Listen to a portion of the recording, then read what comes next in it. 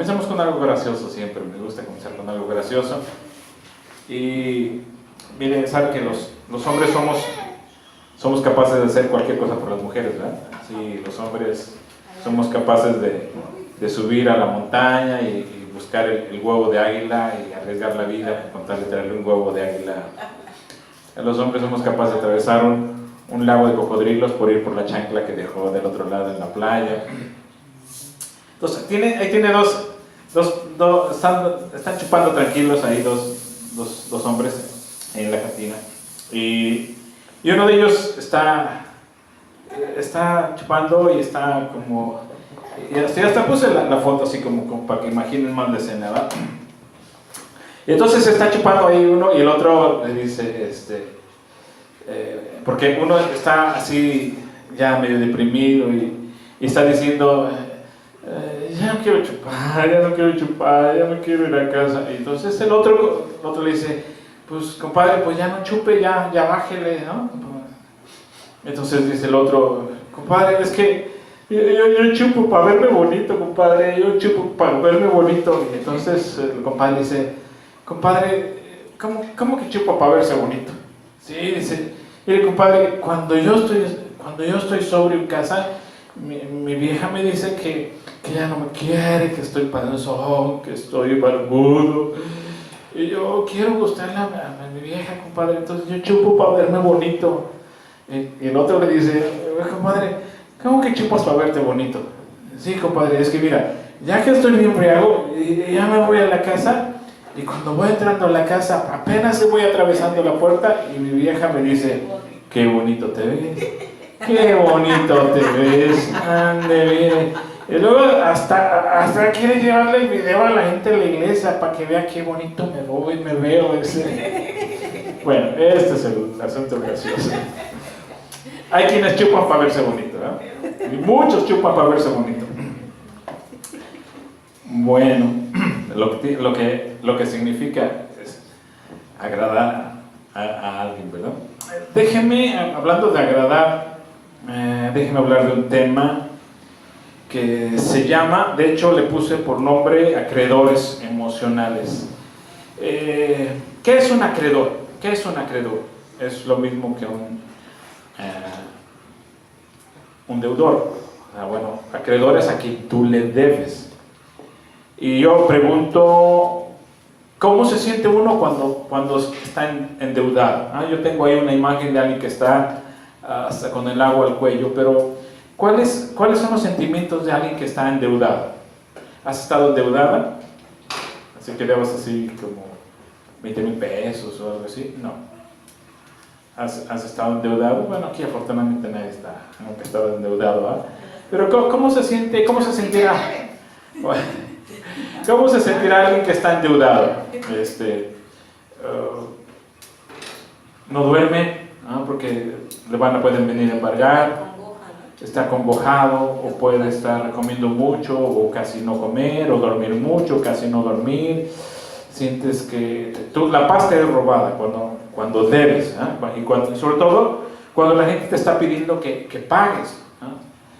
Con esto del Bitcoin famoso, ¿se acuerdan? Este asunto del Bitcoin que la gente se metió, y todavía en varios lugares sigue este rollo del Bitcoin. La gente se metió, de aquí hay gente que perdió sus miles de pesos por haberse metido en Bitcoin. El asunto es cuando tú metes a otros y ellos te creen a ti, entonces te están pidiendo. Yo conozco gente que, pues págame porque yo te creí a ti, ya le están pidiendo que les paguen sus 10, sus 20,000, sus 30,000 pesos que quedaron, que metieron ahí, que les dijeron que iban a hacerse ricos, ¿no? Entonces, estar endeudado es un sentimiento que quita mucho la paz, mucho desasosiego. Les defino qué es un acreedor. Dice el diccionario, el que tiene acción o derecho para pedirte alguna cosa, especialmente el pago de una deuda, el cumplimiento de alguna obligación. Un acreedor es es una persona que te hace sentir que le debes. Un acreedor emocional es una persona que te hace sentir mal y hace que tú sientas que tienes que hacer tal cosa o dejar de hacer tal o cual cosa. Es la persona con facultad sobre otra para exigirle que entregue una cosa, preste un servicio o se abstenga de ejecutar un acto. Persona con facultad sobre otra. Esa persona con facultad sobre otra, vamos a ver que puede ser tu familia, ¿no? Por supuesto, pongo aquí, para convertirse en tu acreedor, primero tú tienes que asumir que tienes una deuda con él. Entonces, un acreedor emocional es una persona que te hace sentir que tú le debes algo y tienes la obligación de cumplir lo que te esté pidiendo, sea que le des, que vayas o que dejes de ir. Hay dos tipos de acreedores emocionales: los que intencionalmente te hacen creer que tienes una deuda con ellos y te demandan cumplirlo, y dos, los que solo existen en tu mente, ellos ni por enterado, pero tú crees que les debes. Déjenme los explico. ¿Quiénes son acreedores emocionales? Bueno, en primera instancia puede ser tu familia, tu mamá, tu papá, ¿sí? Tu familia cercana. Te hace pensar y creer que tú le debes.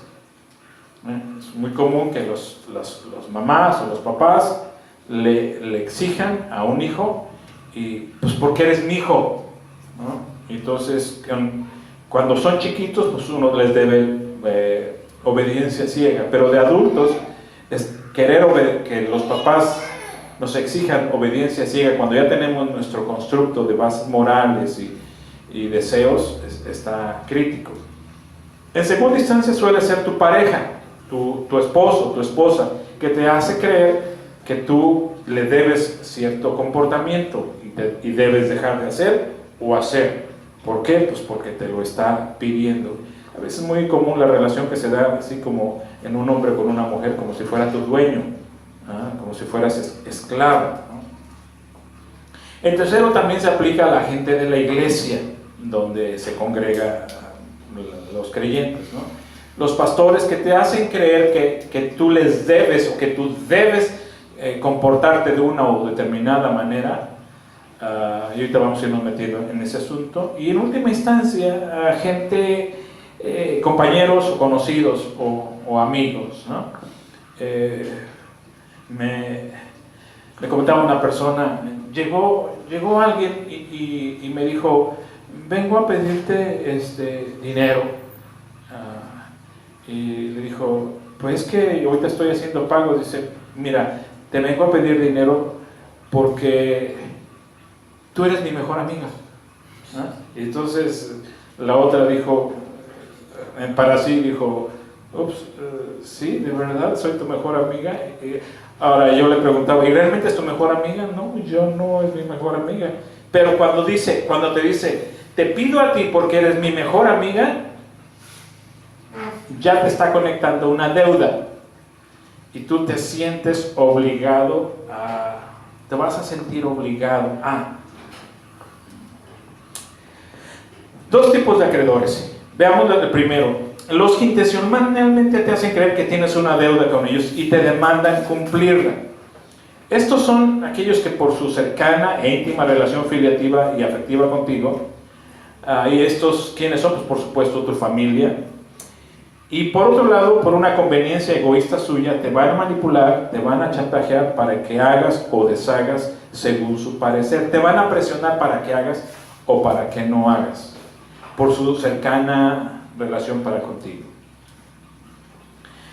Voy a ir con un pasaje de la Biblia que siempre me hizo ruido desde que la vi. Y mira que yo comencé a leer la Biblia desde pequeño y la he leído varias veces, pero cuando leí este pasaje, no sé si cuando vas leyendo la Biblia, hay pasajes que te hacen ruido y te dicen: esto, ¿cómo lo acomodo en mi cabeza, en mi fe? Son acciones donde, me acuerdo de un pasaje donde vi que en ciertas, en las tribus de Israel, y a uno de ellos su esposa se la violaron y luego él la agarró y la destazó y le metió un pedazo de mujer a las tribus, y yo lo leo y digo, no me cuadra.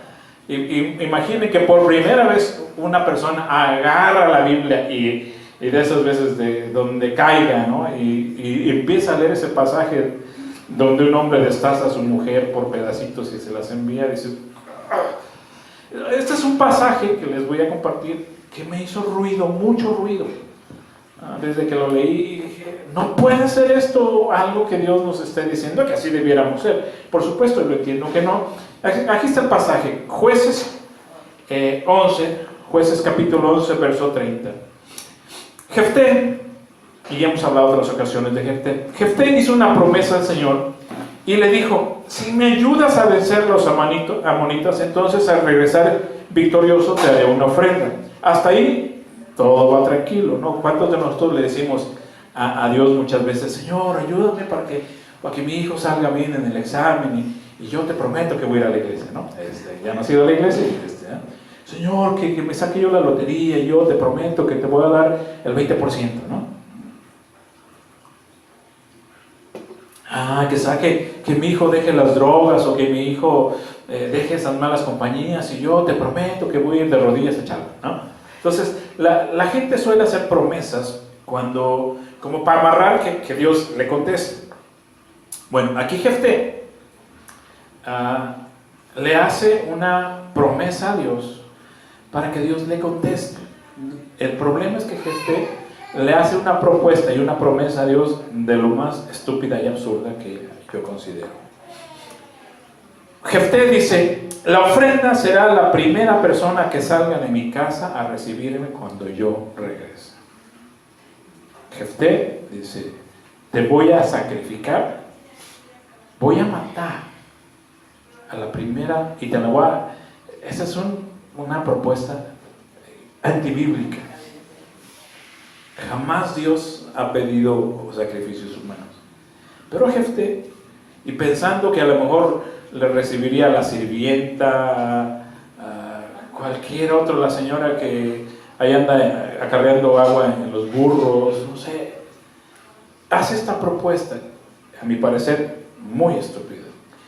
La ofrenda, si me da la victoria, Señor, la ofrenda será la primera persona que salga de mi casa a recibirme cuando yo regrese. Jefté fue a pelear contra los amonitas, el Señor le ayudó a ganar. Jefté venció a 20 pueblos desde Aroer hasta Minit y hasta Bet-Keremín. Así fue como los israelitas dominaron a los amonitas, especialmente a los amonitas que traían un conflicto con ellos. Jefté regresó a su casa en la ciudad de Mizpa y la primera persona que salió a recibirla fue su única hija. Ella, feliz tocando el tamborcillo, bailando, lo va a recibir. Ya viene, imagina el ejército ya viene, ¿no? Y al frente pues viene Jefté, pues es el rey. Y la hija corriendo sale como cualquier niña que va a ver a su papá después de varios días que no lo ha visto. Cuando Jefté vio a su hija que salía primero, se desgarró la ropa para mostrar su tristeza y dijo: hija mía, me has destrozado, me estás causando una gran tristeza. Le hice una promesa al Señor y no puede romperla. Fíjense aquí el diálogo tan estúpido que se está generando. ¿Qué hizo la niña para esta situación? Me da coraje este asunto de, hija mía, me has destrozado. ¿Por qué hizo la niña? Lo único que hizo la niña fue que le diera alegría y saliera a encontrar a su papá. Y ya por supuesto no era una niña chiquita, y desde ahí era una joven ya, una doncella. Desde que ese diálogo que se da, Jefté ya la está endeudando emocionalmente. Un acreedor es alguien que te hace sentir que estás en deuda para con él o con ella. La niña o la adolescente, la joven dijo: papá, si has hecho una promesa al Señor, cumple lo que prometiste.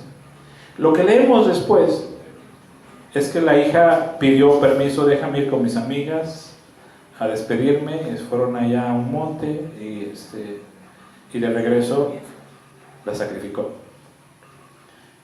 Una historia de lo más así como difícil de acomodar, ¿no?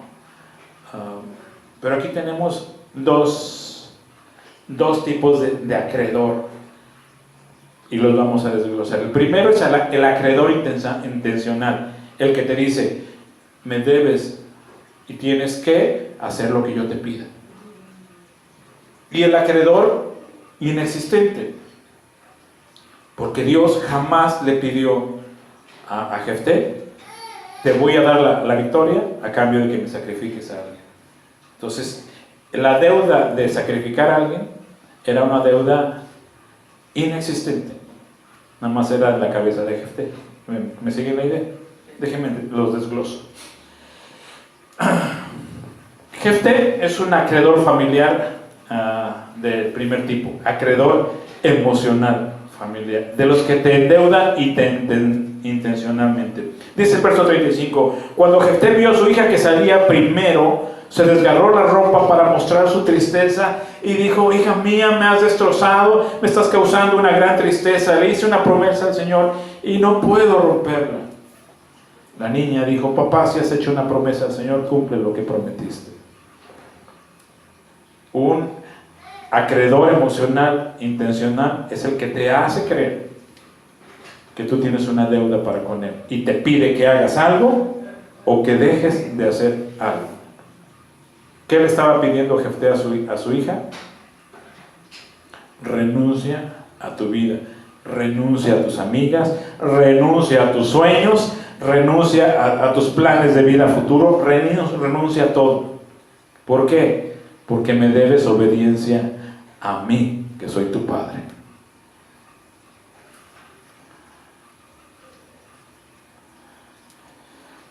El resultado de esta deuda fue obediencia y un sacrificio incondicional.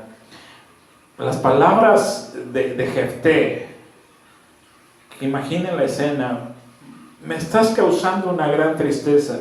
Y la jovencita, yo papá, ¿de qué manera te causo una tristeza a ti? Este es un diálogo que se genera muy a menudo entre hija y mamá, entre hijos y papá, mamá con hijas, papá con hijos.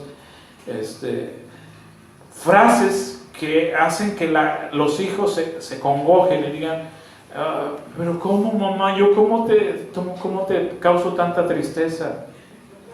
Es que tú no haces esto. Es que tú no haces lo otro. ¿Sí? La característica principal es que la relación es una parte más fuerte o con autoridad y otra parte más subyugada. Más débil. Entonces el acreedor es el que te hace sentir que tienes una deuda para con él. Y por supuesto va a usar ciertas frases que son... Que también puede darse en la pareja. Se dan en la pareja. En primera instancia se da en la familia. Después en la pareja. Inmediatamente en la pareja cuando ya somos adultos. Entre los hermanos, el hermano mayor. Las palabras del padre, me estás causando una tristeza, una gran tristeza. Y yo pongo ahí, ¿qué hijo o qué hija puede enfrentar hábilmente estas palabras de su padre o de su madre? ¿Qué hijo tiene la autoestima tan alta y tan sana como para salir bien librado cuando su mamá o su papá le dice, es que me estás causando mucha tristeza, es que me das vergüenza tú? Y ahí viene el aguijonazo con un propósito, ¿cuál? Que le obedezcas, que accedas a lo que te está pidiendo. Para rematar, le añade, le hice una promesa a Dios y no puedo romperla. Con eso le corto el cuello a la hija. Primera, se lo pide como padre. Y segunda, se lo pide a nombre de Dios. Y esta dinámica también se da en las gentes muy religiosas que van a las iglesias.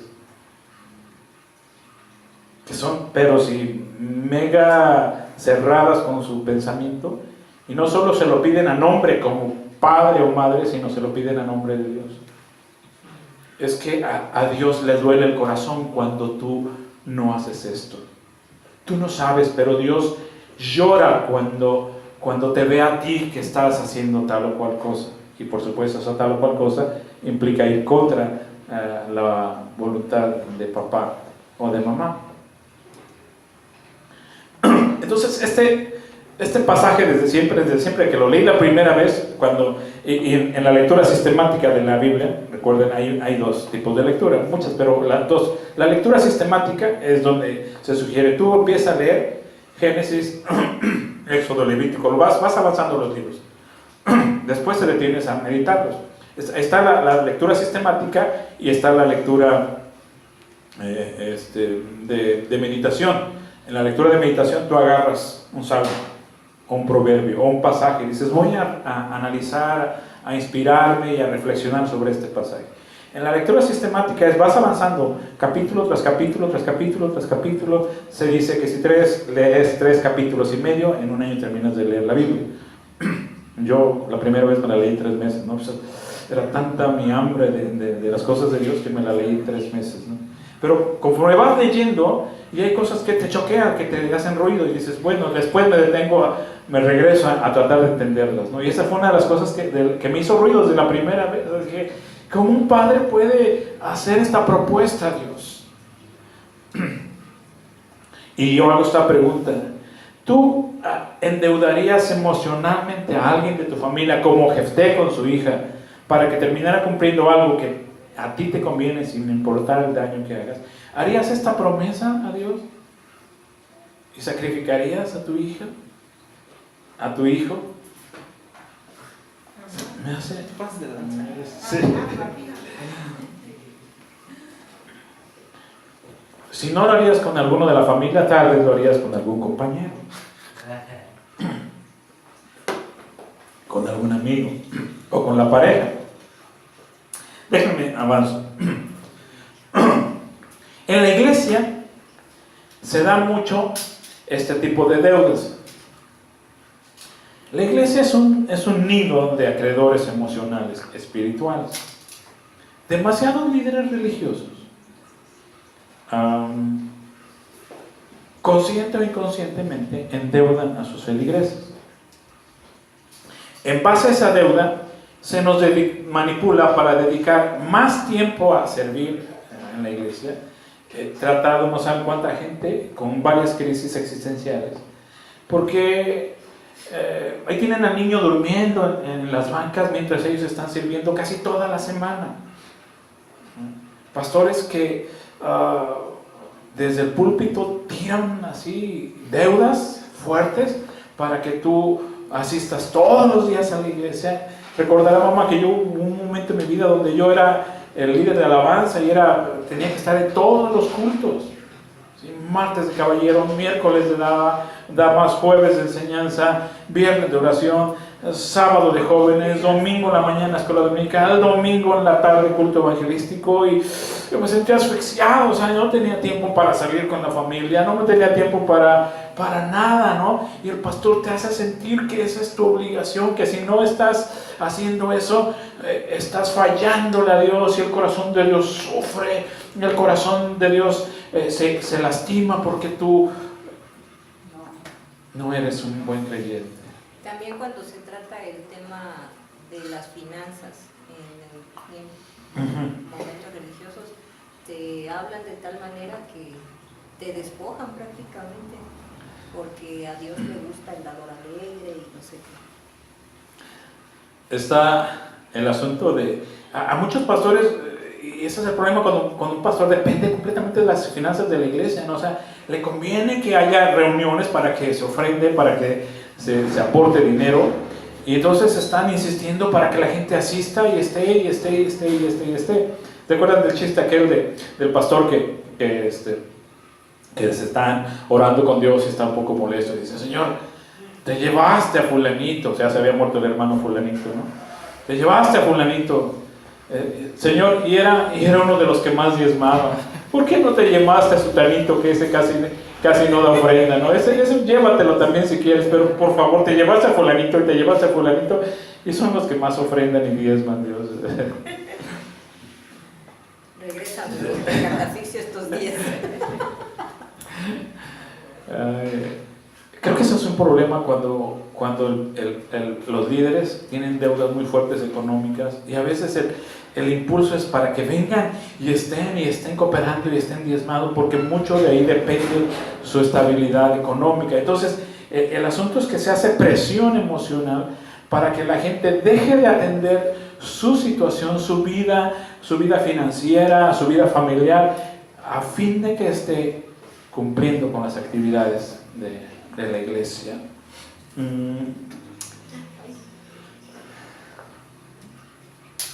Se nos hace creer que tenemos una deuda eterna con el sufrimiento de Cristo. Y entonces se nos dice desde el púlpito: ¿cómo puedes tú, creyente, ser tan indiferente con el sufrimiento de Jesús?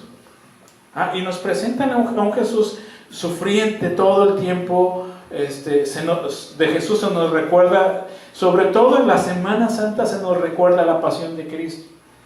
Y la Semana Santa es un lloradero de mujeres en lo que es la Semana Santa. Líderes desde el frente diciendo, las almas se pierden mientras tú estás en el cumpleaños de tu hijo, en la fiesta de los 15 años de tu sobrina, cuando las almas se están perdiendo porque tú eres indiferente, ¿no? Esta es una imagen de Tasco. Si ustedes van a Tasco o han ido a Tasco la Semana Santa, se te congoja el corazón de tanta sufrimiento, tanto sacrificio inútil. Es interesante el espectáculo de decenas de mujeres vestidas de negro, cubiertas con una capucha, inclinadas con cadenas pesadas, caminando todas las calles de Tasco, ¿no? Y estos no sé cómo se les llama, los que igual que van con un cactus aquí cargando, y estos que se van latigando en la Semana Santa. ¿Qué son estos espectáculos? Los cristeros, resultado de una programación que se les ha hecho, de que se tienen que hermanar con el sufrimiento de Cristo. Se nos hace creer que tenemos una deuda de sufrimiento con el sufrimiento de Cristo. Entonces, la iglesia se convierte a menudo en un nido de acreedores emocionales. Gracias a Dios que nos libró de esta situación, ¿no? Bueno, si te regresas a la iglesia pentecostés allá de Zihuatanejo, pues para allá van. Entonces, muy a menudo libramos batallas psicológicas donde se establece una dinámica de acreedor-deudor. Y esta dinámica de acreedor-deudor o la hace tu mamá contigo, o tu papá contigo, o tu esposo contigo, o tu esposa contigo, o algún hermano para contigo, o tú para con ellos también, o un amigo que viene, ¿no? Compañero de la escuela, que viene, y por cierto, entonces viene y te dice: oye, vengo a pedirte que me ayudes fíjate que viene el cumpleaños de mi hijo, y quiero, pues estaba pensando que si tú me ayudas con 50 hot dogs, porque eres su tía favorita de mi hijo. Tú dices: ¿en serio soy la tía favorita? ¿Sí? Y dices: resulta que eres la única tía. Sí, ¿no? Imagínate que dice, imagínate que un día, ya el próximo cumpleaños, te dice: Lalo, yo he visto que Cachetes te busca mucho, quiere que lo cargues, y le caes muy bien, y fíjate que viene su cumpleaños. Estaba pensando si tú nos ayudas con la renta del inflable y del brincolín, y pues los refrescos, ¿no? Porque veo que eres el hermano mayor preferido de Cachetes, ¿no? Cachetes, y tú dices, Cachetes te quiere mucho, ¿no? Y tú dices: hoy el próximo domingo ya ni volteo a verlo, Cachetes, porque si no... esta es la dinámica que se genera. ¿Y qué va a decir Lalo? ¿En serio me quiere mucho? ¿Le cae gordo? Entonces, esta es una dinámica muy común, ¿sí? Gente que se acerca y te lanza ahora sí que el anzuelazo para decirte, bueno, te lo pido a ti, porque me caes muy bien, porque eres mi hermana favorita, porque eres mi mejor amigo, porque eres el congregante más espiritual de toda la congregación, ¿no? Porque tú estás más cercano a Dios. Sí, porque tú estás más cercano a Dios, ¿no? Te vengo a pedir a ti, ahora que son los 15 años de mi hija, porque te tengo mucha confianza a ti. Entonces, te considero mi gran amigo y te estoy pidiendo que me ayudes con los refrescos para los 15 años de mi hija. Y dices, ni me habla la chamaquita, ¿no? Pero resulta que ahora somos bien cuatísimos, ¿no?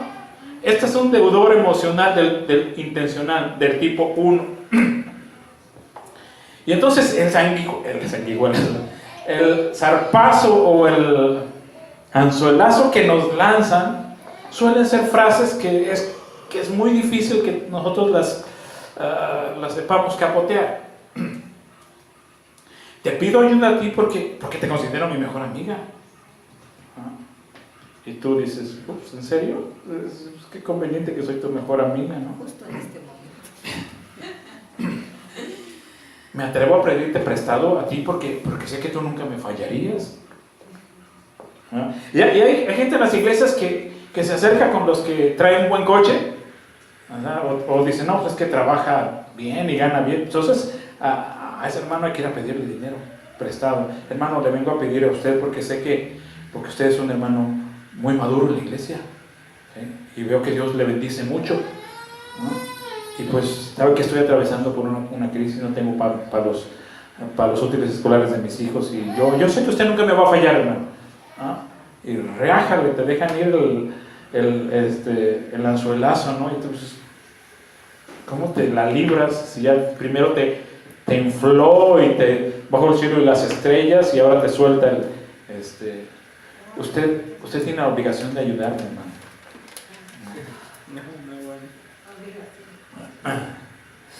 O te llega gente y ya se quedaron, están hospedando y pues vengo contigo porque te tenemos mucha confianza, pero además porque eres de la familia, ¿no? Y dices, y se van mañana, no, vamos a estar aquí todas las vacaciones, porque además pues somos sangre, ¿no? Y ahí están de buchones y toda la semana o los 15 días y nunca sacan para la comida, ni siquiera para los refrescos. Y no tienes una coquita por ahí, ¿no? Y una chelita por ahí y te vacían el refrigerador y pues somos sangre, ¿no? Lo más común esto, ¿verdad? O si no, la clásica mamá o el papá, ¿verdad? Si no a ti, ¿a quién le pido? Digo, por eso traigo unos hijos al mundo, ¿no? ¿Sí? A ver, si no, ¿dónde voy? Pues contigo, porque pues para eso tuve hijos, ¿no? O la clásica mamá, vete con tus amigas, mientras yo voy aquí, me intentaré no aburrirme tanto, pero vete, disfruta, ¿no? Yo aquí a ver cómo me las acomodo, ¿no? O el clásico hijo que le dice al papá, ¿verdad? Lo hemos hablado, ¿para qué trajiste al mundo si no pensabas apoyarle en todo lo que te pidieran? A ver, ¿para qué trajiste hijos al mundo, no? Otra frase, nunca me hubiera imaginado que actuarías así, me estás decepcionando, pero en fin, ve, a ver qué haces tú. Tú sabes lo que haces. Nomás que conste que yo no estoy de acuerdo. Entonces, frases como esta son el gancho para el cual tú no puedas sacudirte. Entonces, ¿cómo dices que no cuando eres hijo, mejor amigo, el más espiritual, el más maduro? Lazos de sangre. ¿Cómo dices que no? El más pudiente. ¿Qué le dijo Jefté a su hija? Hija, me has destrozado el corazón. Y yo, papá, ¿cómo? ¿Qué hizo la pobre jovencita, no? Para destrozar el corazón a estúpido insensato de su padre, ¿no? ¿Qué hizo? Nada más salirla a recibir con alegría. La estrategia consiste en hacernos creer que somos malas personas si no hacemos lo que nos piden o sugieren directa o indirectamente. ¿Sí? Y con esto le fallamos a Dios, porque ahí Jefté le está mostrando a la hija que si no obedece le va a fallar a Dios, no tanto a él. Así. Entonces, por si no fuera suficiente con los... Ya hay café. Por si no fuera suficiente... Vaya, por favor, ¿no quieres café? Sí, Vaya, por favor, vayan uno por uno. Entonces, por si no fuera suficiente te lo pido como padre, por si te la libraste, de la otra ya no, te lo pido a nombre de Dios. Sí, porque la enseñanza es, no le puedes fallar a Dios, sobre todo en el contexto religioso. En el contexto religioso no le puedes fallar a Dios. A mí como padre me puedes fallar, pero a Dios... Eres un mal cristiano. Y mira que Dios sufre cuando ve que me tratas así. El corazón de Dios se duele cuando te ve tan pasivo. Sí, me acuerdo que mi abuela me llegaba a decir, mi abuelita me decía, Dios le duele el corazón porque sabe que tú eres bautizado, que tú eres bautizado en esta iglesia o en la iglesia. Tú fuiste bautizado cuando creíste y hoy no sigues a Dios. ¿Cómo te sacudes esas palabras, no? El asunto es endeudarte emocionalmente. La frase típica que te endeuda, que los padres te endeudan con todo lo que he hecho por ti y así es como me pagas. Es una frase muy común de los padres hacia los hijos, ¿no? ¿Cómo te sacudes eso? En la relación de pareja, la frase es: si te comportas así, es porque ya no me quieres.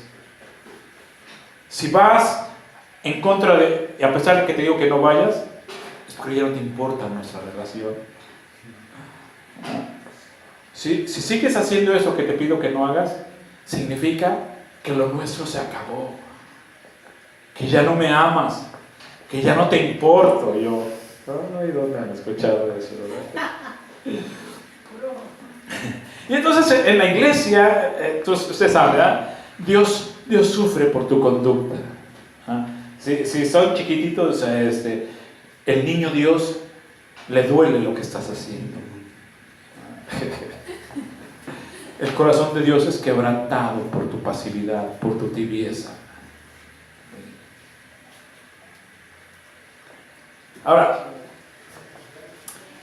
¿de dónde? ¿Por qué son así ellos? ¿Por qué los acreedores, que puede ser tu mamá, que puede ser tu esposo, que puede ser pastor de tu iglesia, o que puede ser tú mismo? O sea, ¿de dónde sale? ¿Cómo se forma un acreedor emocional?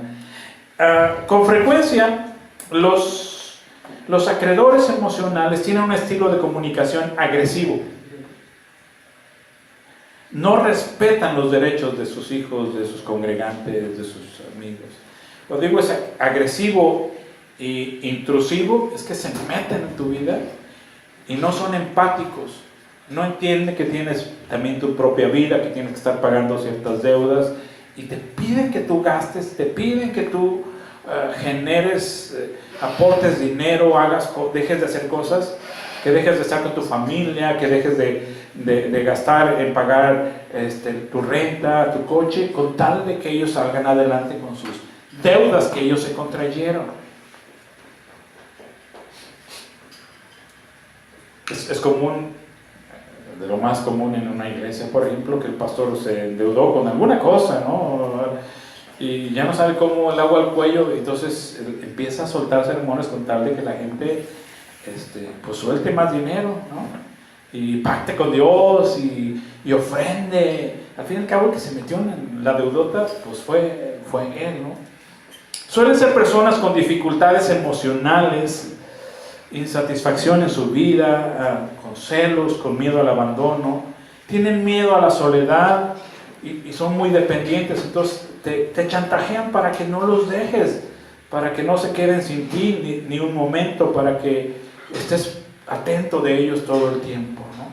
Un pastor tiene miedo de su congregación cuando insisten que estén todos los días en la iglesia. O sea, tiene miedo que la gente se vaya al mundo.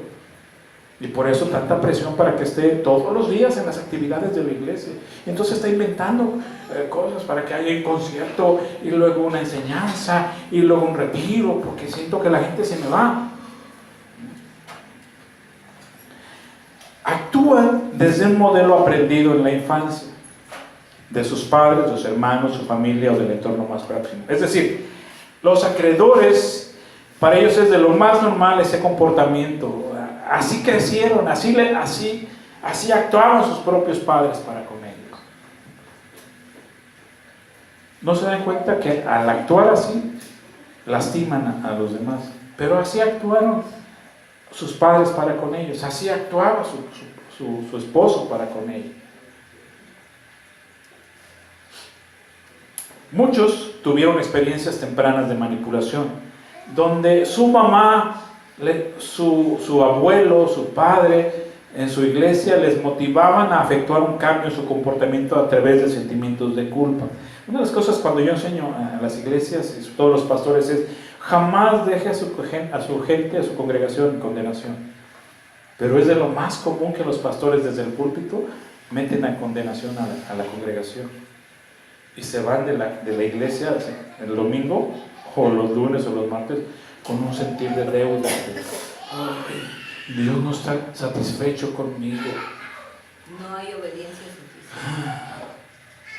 Entonces el deudor o el acreedor emocional hoy lo único que hace es que está reproduciendo su comportamiento, está reproduciendo lo que hicieron con él o con ella.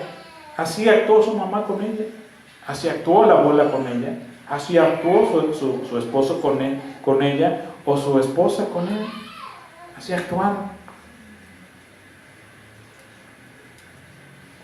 El desgaste que ocasiona el acreedor emocional puede terminar por destruir cualquier relación, cualquier cariño.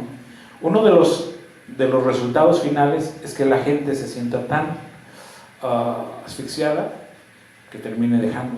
Y entonces la hija se va de la casa, el hijo se va de la casa, la congregación, creyentes se van de la iglesia porque es tan asfixiante estar aquí.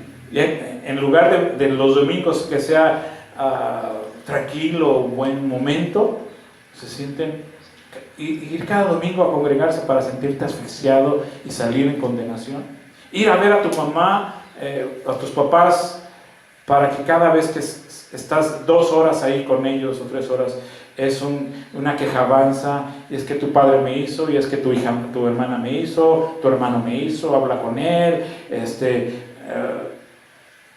no dan ganas de estar con la familia, no dan ganas de estar ya con la pareja, no dan ganas de estar con los hijos. Hay gente que, al contrario, si vas con tus hijos, vas a visitar a tus hijos, y cada vez que estás con los hijos, vas a verlo, todo el tiempo es quejarse, y afloja lana, y préstame para esto, y préstame para lo otro. Llega un momento que la relación termina destruyéndose, deteriorándose, y al final la gente se termina alejando.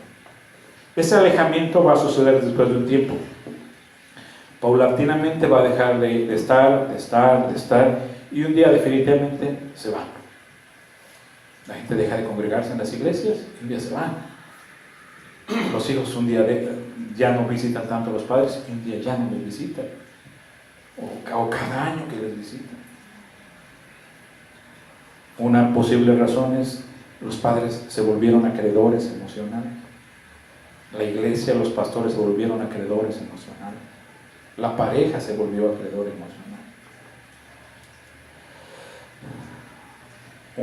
Un hombre, un esposo puede nada más llegar en las noches y lo menos posible, o viceversa la mujer, porque si está más horas en el día o en la casa, todo es deuda y deuda y deuda.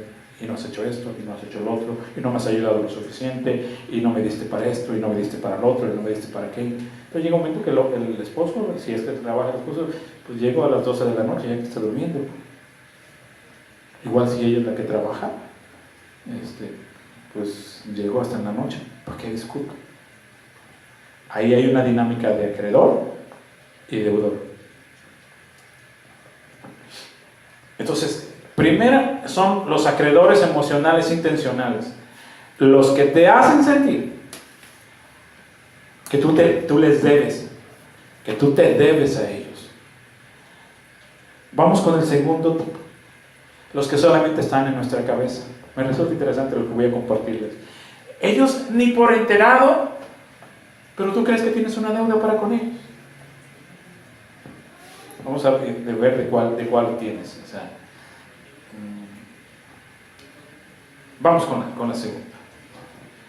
Los que solo existen en tu imaginación son deudas que tú sientes que crees que tienes con algún familiar. Pero el otro jamás te ha pedido que tú le pagues o que tú le des. Muy a menudo queremos pagar deudas que nadie nos está pidiendo que paguemos. Es interesante esta dinámica.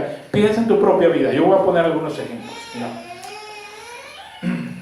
Piensa en el jovencito o la hija que creció con el anhelo de: cuando yo sea grande, le voy a comprar su casita a mi jefecita.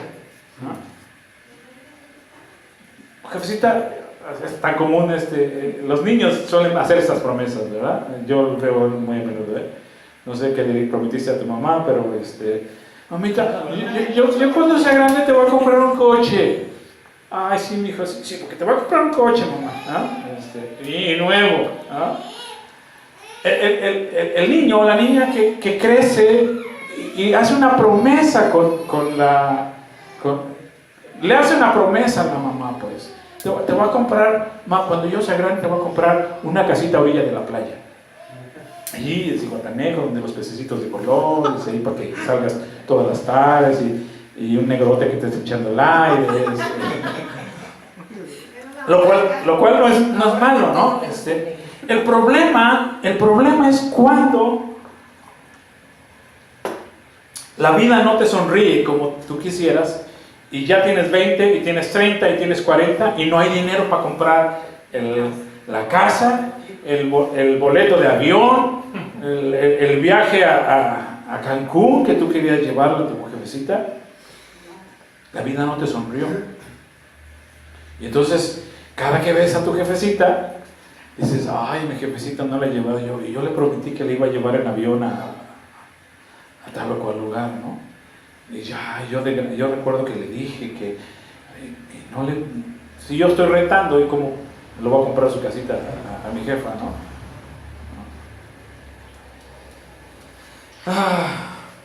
Por supuesto, es una deuda imaginaria, porque la mamá jamás le dijo: mi hijo, cuando tú seas grande quiero que me compres una casa a orilla de la playa.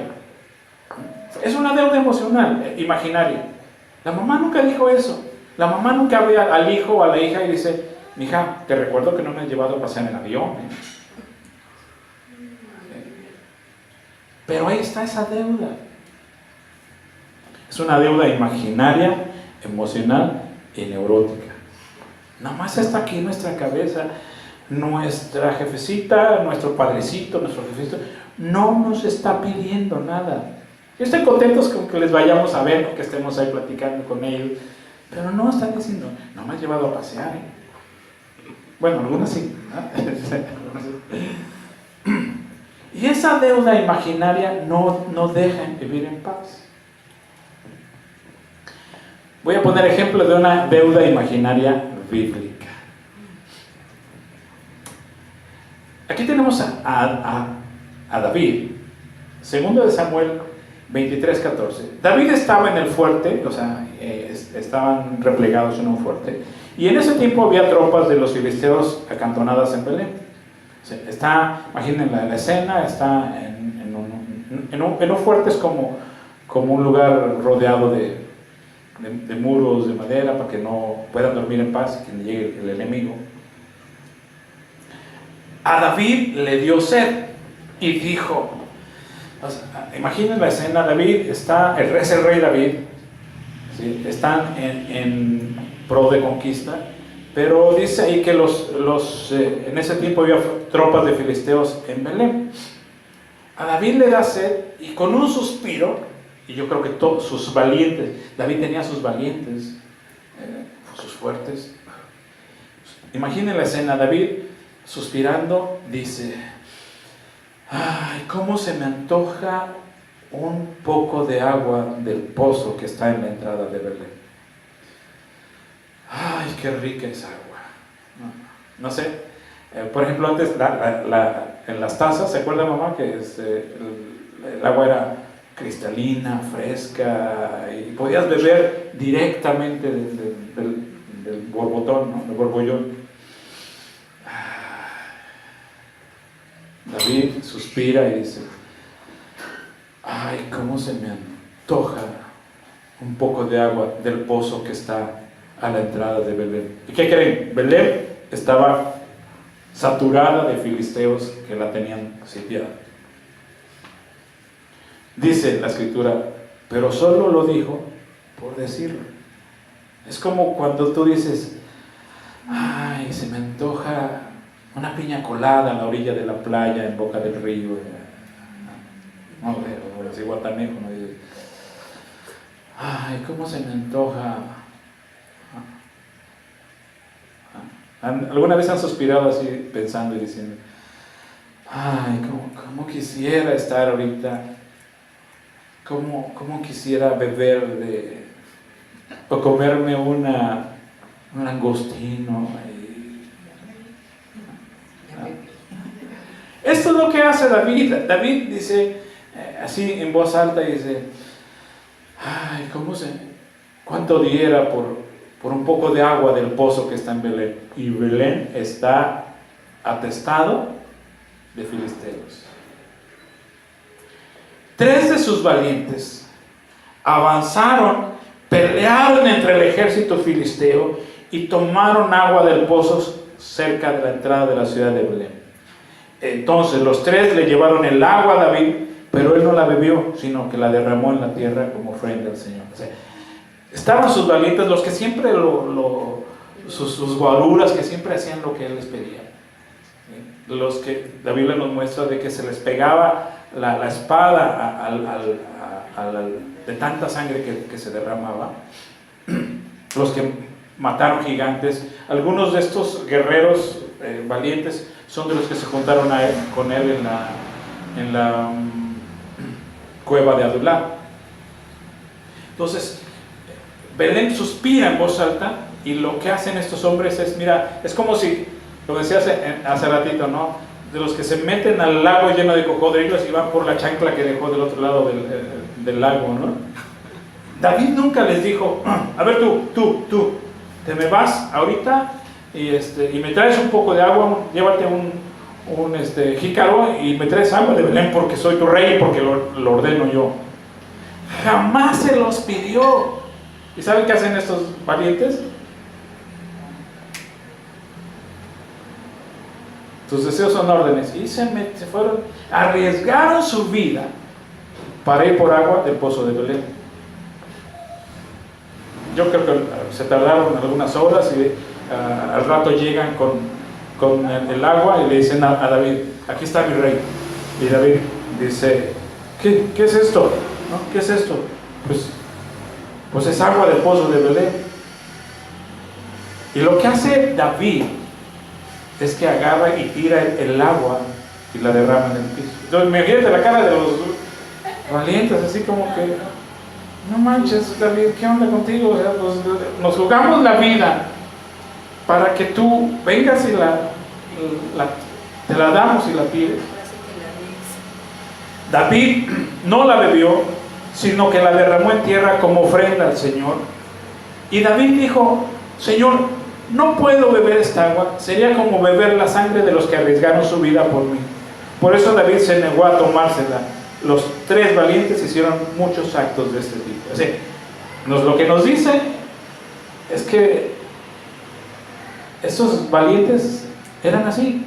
Un tantito le iban a suspirar a David: ¿Qué quieres, mi rey? ¿Qué quieres, no? Pues te lo traemos, ¿no? Y David nunca se los pedía. Esa es una deuda emocional imaginaria. la pescamos y la hacemos deuda, pero jamás nos la pidieron. Yo tengo puzzles así. De niño, en la casa de la abuela, le descompuse una televisión a la abuelita. No, era el radio. O el radio. Yo me acuerdo de la televisión, creo que ni había televisiones por aquel entonces. No, todavía no. Pero era de esos tipos de... Del radio. La cosa es que yo le descompongo. La cosa es que la jalaste, sí, ya. Ahí está, ya, mi madre se acuerda bien. Sí. Estaba así como un cuadrito. Que lo jala yo ahí en el suelo, pues es barata igual. Pero ¿sabes qué hice? Le dije a mi abuela, cuando sea grande, te voy a comprar uno nuevo, abuelita. No le decía abuela, ¿verdad? Abuelita, cuando yo sea grande te lo voy a comprar. Deuda imaginaria. Ella, bueno, primero, ella jamás me dijo, ahora me lo compras, ¿eh? Y cuando me veía, y cuando yo iba a verla, jamás me dijo, ¿y qué onda? ¿Cuándo me vas a comprar el radio? Jamás. Pero fíjense que preparando esta charla, esta plática, me acordé de eso. Me acordé cómo yo veía a mi abuela muchas veces y yo decía así, como que, ay, le debo una tele, un radio que le descompuse. Mi abuelita jamás me pidió que le pagara, pero yo traía esta deuda aquí.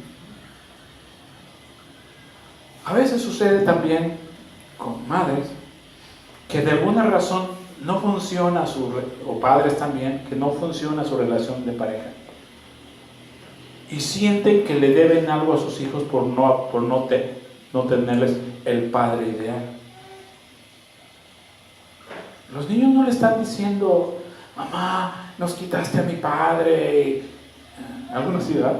Pero la mayoría de veces no.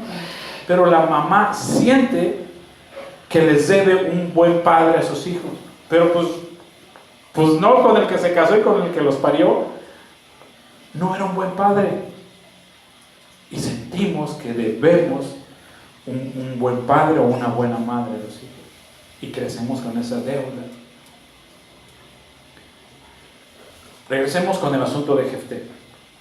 Dijimos que había dos tipos de acreedores. El acreedor intencional, que fue Jefté para con su hija, que le hizo ver que estaba endeudado y que tenía que obedecerle. Y el otro es Dios con Jefté. Dios jamás endeudó a Jefté.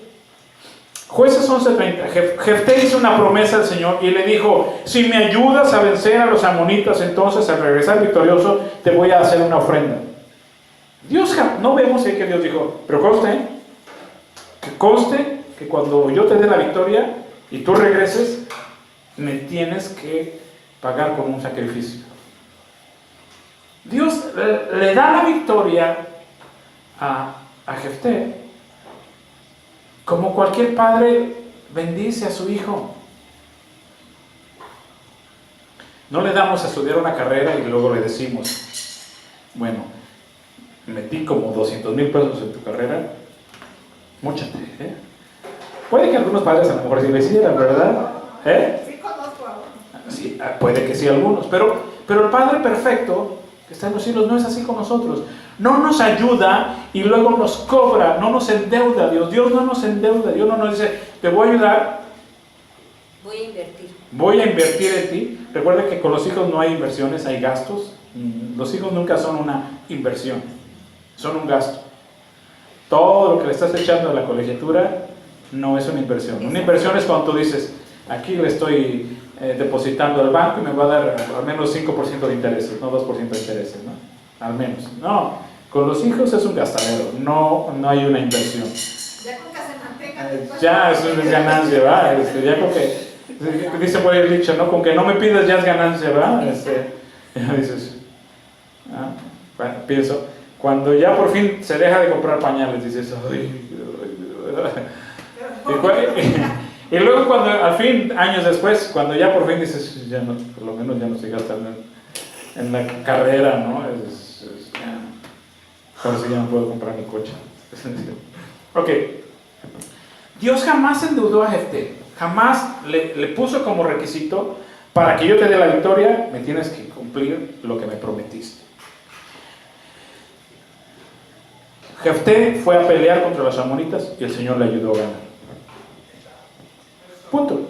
Hasta ahí debería quedar la historia bíblica, y así es como se comporta Dios, y Dios le ayudó a ganar. Y así leemos cientos de historias en la Biblia, y Dios le dio la victoria. Es como la A oración Josué, a Jabes, sí, efectivamente, a Jabes, a Josué, a cualquiera, ¿no? que me gusta que Le pides termina, y Dios le concedió y Dios le concedió lo que le pidió. ¿Te acuerdas de la oración de Jabes? ¿Se acuerdas un poquito? ¿Alguna vez te impactó esa predicación?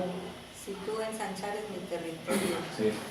y me dieras, Señor, si tú ensancharas mi territorio, ya estoy aquí. me bendijeras, me guardaras de todo mal. ¿No?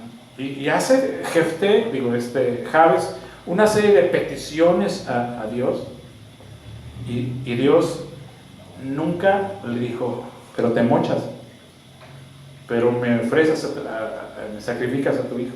Y dice que con esa confianza Jabes se lo pidió, y dice, y Dios se lo concedió. Hasta aquí debería ser la historia bíblica. Lo que continuó fue una insensatez y una estupidez de Jefté. Porque Dios jamás le pidió: sacrifícale a tu hijo.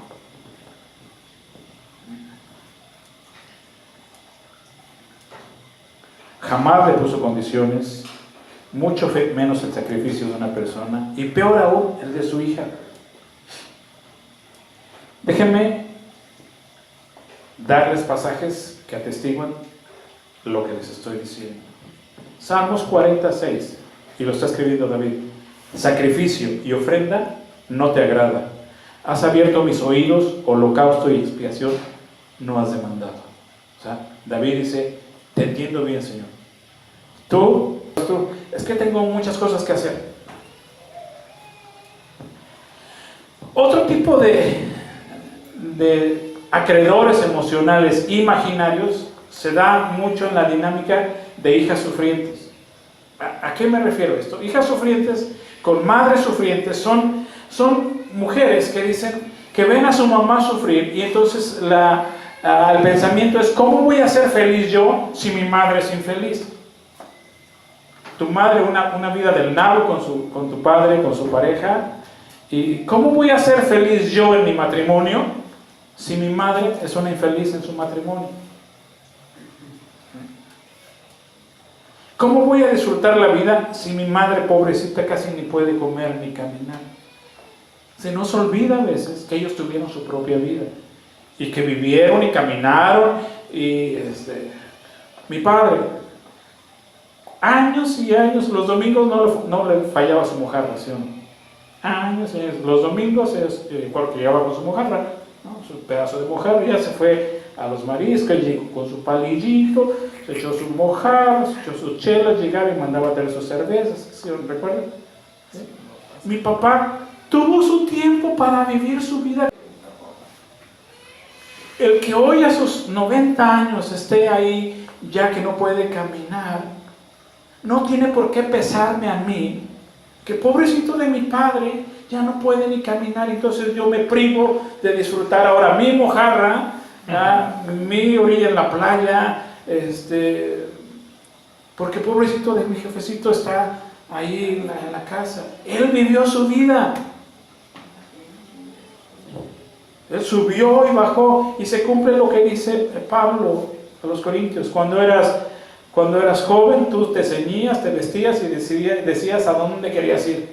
Llegará el momento donde otro te ciñe, otro te viste y te lleva donde no quieres ir. ¿Sí? La Biblia es clara en ese sentido. Pero ¿por qué me tiene que pesar a mí que mi mamá o que mi papá, mi jefecito está ahí, pobrecito? Pues él vivió su vida cuando sus 30 años, sus 20 años, pues él jugaba fútbol, bajaba, subía y gastaba el dinero como él quería. Pero creemos que tenemos una deuda con ellos porque los vemos sufrir. Otro tipo de acreedor emocional es el hombre rescatador. Lo hemos hablado en otras ocasiones. El hombre que vio a su mamá, que cuando chiquito vio cómo el papá la maltrataba, la golpeaba, la corría de la casa, y entonces genera una deuda imaginaria, y luego se va, en la vida adulta, el hombre se va a juntar o a casar con una mujer que sufra mucho para rescatarla, y al rescatar a esta mujer, está rescatando a su madre. Y por esa razón psicológica muchos hombres nos llegamos a volver rescatadores. ¿Sí? Basta con que, entonces si hay dos mujeres a las cuales podemos elegir, las dos están guapas, las dos muy acá, me gustan, pero si una sufre, me quedo con ella. Ojo con eso. ¿Sí? Puedes escoger entre la profesionista, entre la que tiene solvencia económica y no necesita que tú la mantengas y baja y sube, pero ¿qué crees? Te vas a quedar con la que tiene problemas en casa, y la que sufre mucho, y la que se quiere ir de la casa porque ya no aguanta la crisis en su familia, y te vas a quedar con ella porque eres un rescatador, porque tienes una deuda imaginaria con tu mamita que sufrió de recién casada con tu papá. No, gracias. No lo vas a hacer, ¿verdad? Vas a decir, si mi jefecita quiso esa vida, pues fue su rollo, pero yo no voy a rescatar a otra mujer. ¿Sí? ¿Por tu garrita lo prometes? Ok. Este es el punto, ¿verdad? De adultos tendrán una fuerte inclinación a ser rescatadores de mujeres sufrientes. Y así, por la vida, un montón de gente. 7 de cada 10 relaciones de conyugal o de pareja inició como rescate. Juego con esa estadística. ¿Cómo vamos a manejar estas deudas emocionales? ¿Qué hacemos? ¿Cómo salimos adelante? Vamos a comenzar con la segunda categoría, las deudas imaginarias. Las deudas imaginarias necesitamos reconocer y aceptar que no existen. No están aquí en tu cabeza. No te pidieron que pagues. Tu mamá no te está pidiendo que le compres su casa, que la lleves a pasear a Cancún. Si se puede, está bien. Mira, tu mamá, tu papá está feliz con que vayas y un pollo rostizado, una pizza y se come ahí. Ay, mijo, no. Tú vas a Acapulco y vas a Miami y ya te fuiste a Toronto y a Oregon, y tú nomás que no me llevas, ¿verdad? Nunca me ha dicho mi madre eso. Todo ha sido producto del pensamiento infantil. Las deudas imaginarias no tienen que pagarse. Si no hay acreedor, no hay deuda. Pero los de la primera categoría, sí, dile si ya me ayuda. Los de la primera categoría, sí necesitamos trabajar. ¿Cuáles son los de la primera categoría? Los acreedores emocionales intencionales. Son los que te hacen ver que tienes una deuda y te chantajean, te tiran al suelo, lloran o te amenazan para que tú cumplas. Y con esos necesitamos dejarle ver al acreedor, por supuesto, que ya nos dimos cuenta y que no vamos a caer en su telaraña. Llega un momento donde ya te diste cuenta de eso y se necesitan agallas para decir, ¿qué crees? La amiga que viene y te dice, te vengo a pedir a ti que me prestes dinero porque te considero mi mejor amiga. Te pido a ti que me apoyes con 50 hot dogs para el cumpleaños de mi hijo porque eres la tía preferida de mi hijo.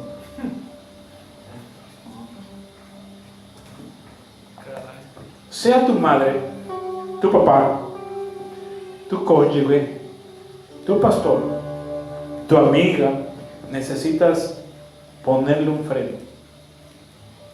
Por supuesto, esto no se puede hacer si no levantas tu autoestima. Ese es el punto. Necesitas hacerle ver que no eres una mala persona, que no eres un mal hijo, que no eres un mal padre, que no eres un mal esposo o esposa, no eres un mal creyente, si no haces lo que te están pidiendo. Ellos te van a hacer creer que eres mala persona, mal creyente, mal hijo, si no haces lo que te piden. Y se requieren gallas para decir, ¿qué crees, madrecita? O carnalito, ¿no? Pastor, perdón, pero aunque usted diga, no soy mala persona por no hacer lo que me está pidiendo.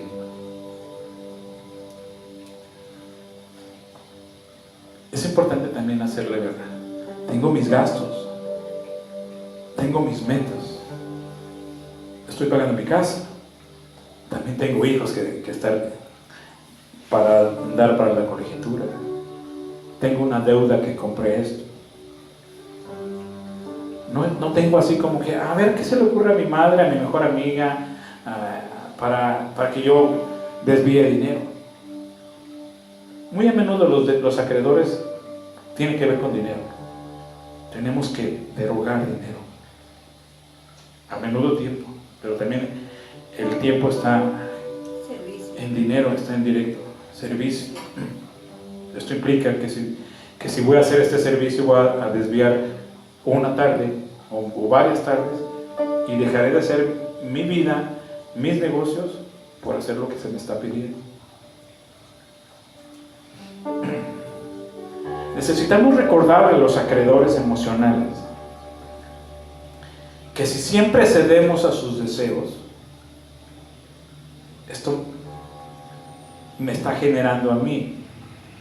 Si sigo haciendo lo que siempre tú me pides, me está generando un desgaste y me va a terminar alejando de ti. Mamá, me va a terminar alejando. Voy a terminar de venir más seguido. Pastor, voy a terminar yéndome de la congregación. Carnal, voy a dejar de venir a las fiestas que tú haces. Amiga, voy a sacarte la vuelta, porque cada que te veo es para que me pidas un favor.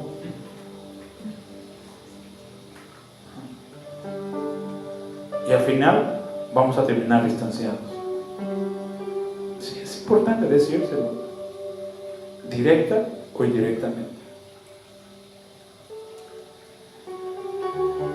Dice Hermann Hesse, cuando se teme a alguien es porque a ese alguien le hemos concedido poder sobre nosotros. ¿Y saben a lo que más tememos? A la desaprobación de ellos. ¿Por qué caemos en su trampa? Porque tenemos mucho miedo que nos desaprueben. Esa famosa aprobación-desaprobación es una dinámica tan enganchada.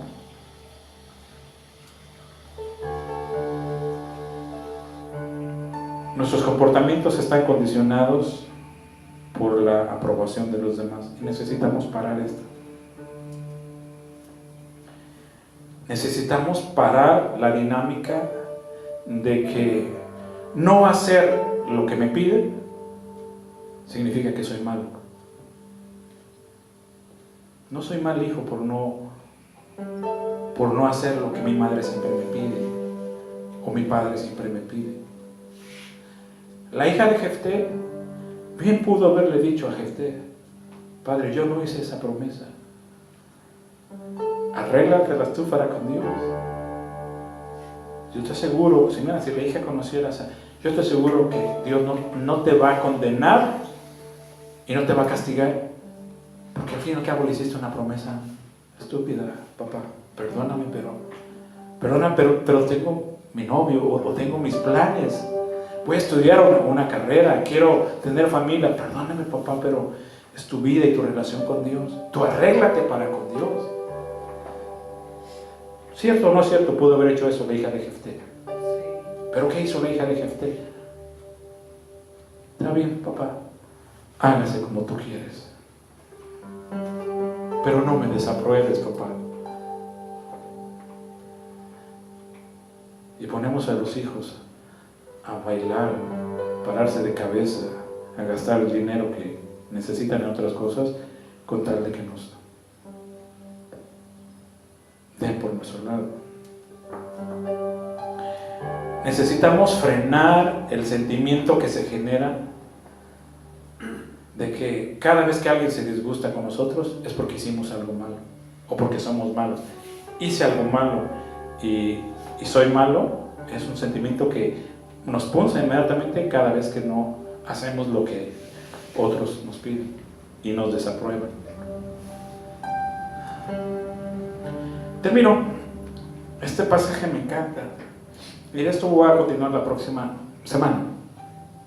Fíjate, Pablo a los romanos está diciendo: no le deban nada a nadie. ¿De qué estamos hablando hoy en nuestra charla? Acreedores emocionales. Y dice Pablo, dando por hecho que se da esta dinámica, no le deban nada a nadie. No se metan en deudas. Dice una cosa, excepto amarse unos a otros. Y eso es lo que necesitamos hacer. Amiguis, te amo, de verdad, pero no te voy a ayudar con 50 hot dogs, porque tengo que pagar colegiatura. Sí.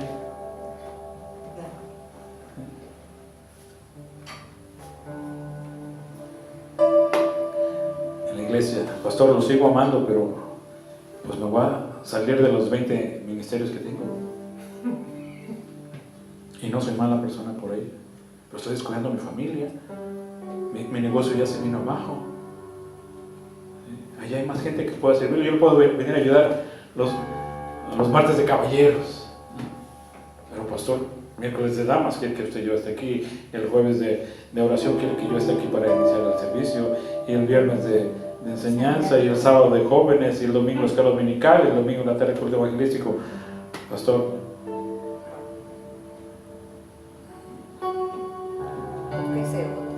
y sé que Dios no sufre y su corazón se congoja porque yo tengo que ir a trabajar. Tener deudas emocionales no está dentro de los planes de Dios para con nosotros. Por eso Pablo a los romanos dice: no deban nada a nadie. Necesitamos acudirnos a los acreedores emocionales, los intencionales y los imaginarios. No les debes nada a tus padres porque hoy estén ancianitos y estén sufriendo por los dolores de huesos, y porque no, así vamos a estar nosotros en algún momento dado. No les debemos por su sufrimiento. En primera instancia, y así se los voy a dejar, sufren por las condiciones normales de envejecimiento. Y si no cuidamos sus cuerpos de jóvenes, porque cometemos cada estupidez, ¿verdad? Que dicen: fájate recién embarazada, y no, pues estoy fuerte, ¿verdad? Y luego están te duele la asiática, te duele la mexicana, te duele la rusa, todo te duele, ¿verdad? Ya no solo la asiática, ¿no? Otra es que si están sufriendo es porque así lo quisieron ellos, porque no se quisieron cuidar, ¿no? Porque, por ejemplo, yo me dijo mi mamá: cuídate, y me cuidé, y ahora no me duele la cintura, no me duele nada. Ajá. ¿Por qué? Pues porque me cuidó. cuidé. Pero ¿cuántas mujeres no se cuidaron y ahora están? Sí. Entonces, mis padres están así porque así lo quisieron. ¿Sí? No, Pablo, no le deban nada a nadie excepto amarlos. Y no dejamos de amar a nuestros padres, no dejamos de amar a nuestros hermanos, a nuestros amigos y a nuestra gente de la congregación y de las iglesias. No los dejamos de amar. Simplemente no te debemos nada, no te debo. Y más con las deudas imaginarias. No te pidieron que las pagues. mamá jamás me ha dicho, no me has comprado casa nueva, no me has llevado de viaje. Y es muy común en las mujeres, ¿verdad? Perdón, hijo, porque no te di el padre que tú querías. Tu hijo no te está diciendo que le debes el padre. Algunos puede que sí lo digan, ¿no? Porque están en una etapa difícil. Pero deja que lleguen a la vida adulta y digan, Chihuahua. Pablo, no deban nada a nadie, salvo el amarse unos a otros. Dios no tenía planes de que nosotros estemos en deuda, ni con deudores, acreedores imaginarios, y mucho menos con los intencionales. Se requiere todo un desafío y levantar la autoestima para enfrentar a los intencionales, pero se puede hacer. No deban nada a nadie.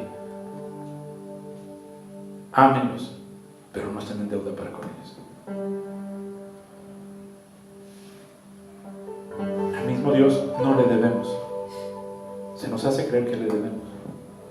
Y de verdad, déjeme, puede sonar a blasfemia, pero Dios envió a su Hijo Jesús, y Jesús dio su vida por nosotros, pero en buen plan no se lo estábamos pidiendo. Hoy disfrutamos eso. Tenemos salvación, y es por fe, no por obras. Pero Dios nunca dijo, bueno, ya yo me sacrifiqué por ti, ahora tú vive una vida de sufrimiento. Como yo sufrí muchísimo, ahora tú, si eres mi hijo, tienes que sufrir todo el tiempo. Un padre, Cargar tu cruz. cargar tu cruz, y eso de cargar, ¿cómo no lo aplica distorsionado? Nuestros padres trabajaron, hicieron lo que sea para que hoy podamos disfrutar una casa, cuando se tiene una casa, para que tengamos estudio. ¿Por qué? Por amor lo están haciendo, pero no tenemos ninguna deuda para con los padres. Mis hijos no tienen deuda para conmigo. No porque les diste sus estudios, ahora tú me vas a... No es inversión, es gasto. Entonces, por último, las palabras de Pablo, no deban nada a nadie. Salgan de aquí.